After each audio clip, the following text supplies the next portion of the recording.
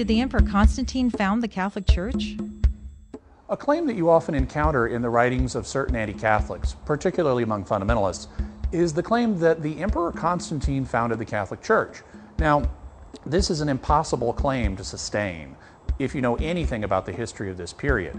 It's clear that when Constantine came around, the early 4th century, the early 300s, that there was already a Christian church in existence and that this church called itself the Catholic Church. Elsewhere, we've talked about the fact that the term Catholic actually dates to the second half of the 1st century. So the church had already long been identifying itself as the Catholic Church. And not only that, it taught the same things that the Catholic Church teaches today. If you look at the teachings of the fathers of this period on issue after issue, from the Eucharist, to baptism, to the authority of the Pope, to the unique role of Mary, on just subject after subject, the Church Fathers can be shown long before the time of Constantine to be espousing the same views that the Catholic Church teaches today.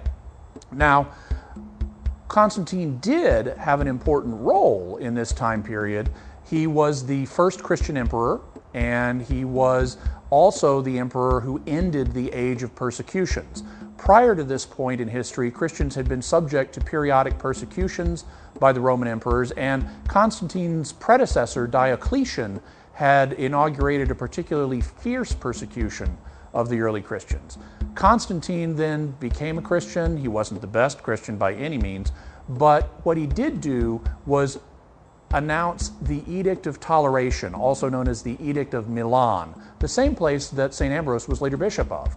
According to the Edict of Milan, Christians were now a tolerated group. They were not going to be subject to persecutions, and consequently the church was able to blossom in an even greater way than it already had been blossoming. Some people have the idea that Constantine made Christianity or Catholicism the official religion of the empire. That's not true.